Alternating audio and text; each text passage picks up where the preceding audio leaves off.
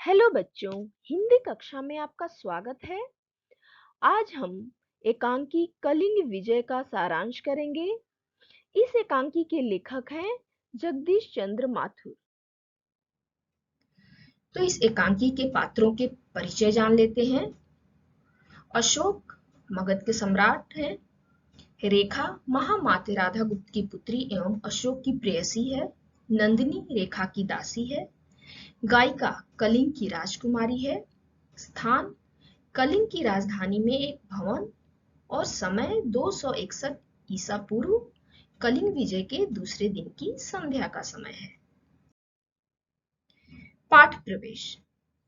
प्रस्तुत एकांकी में हिंसा से अहिंसा, क्रूरता से दया की ओर जाने वाले ऐतिहासिक प्रसंग का उल्लेख किया गया है।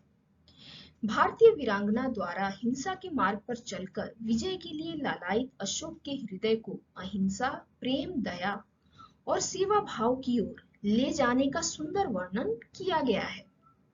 संगीत के भावपूर्ण माध्यम से अशोक की आत्मा का जाग उठना पाठक के हृदय में भी चमत्कार भरता है। वर्तमान जगत भी हिंसा के मार्ग पर दौड़ रहा है। ऐसे माहौल में इसी प्रकार के हृदय परिवर्तन की आवश्यकता है। एकांकी का सार। यह एकांकी 261 ईसा पूर्व कलिंग विजय के दूसरे दिन संध्या समय की घटना का वर्णन करती है। कलिंग विजय के उपरांत सम्राट अशोक अपनी प्रेयसी रेखा से मिलने भवन आते हैं। एकांकीकार ने यह कल्पना की है कि रेखा के प्रेम में बंधकर उसी की आकांक्षा पूर्ति के लिए सम्राट अशोक ने कलिंग विजय की और अपने भाई का निर्वासन दिया। एकांकी में कलिंग की राजकुमारी एक गायिका के रूप में महल में प्रवेश करती है और गीत के माध्यम से सम्राट अशोक की क्रूरता उसी को सुनाती है। जब सम्राट अशोक उससे पूछते हैं कि तुम्हारे गीत का निर्दय फूलों का राजा भ्रमर मैं हूं, तब गायिका कहती है कि मेरा गीत तो कहानी है सम्राट, लेकिन आपका जीवन कठोर सत्य है।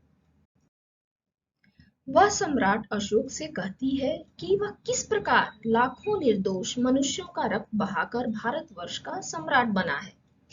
अंत में अशोक के सामने यह रहस्य उद्घाटन हो जाता है कि यह कोई गायिका नहीं बल्कि कलिंग की राजकुमारी है, जो कि अब बौद्ध भिक्षुणी बन गई है। भिक्षुणी सम्राट अशोक को विश्व प्रेम और अहिंसा का संदेश देती है तथा युद्ध की निरर्थकता को समझाती है।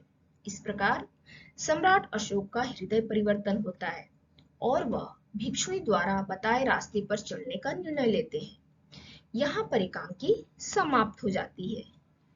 तो यह कलिंग विजय एकांकी का सार था। इस एकांकी को छात्र कक्षा में नाटक की भांति संवाद के रूप में प्रस्तुत करेंगे। धन्यवाद।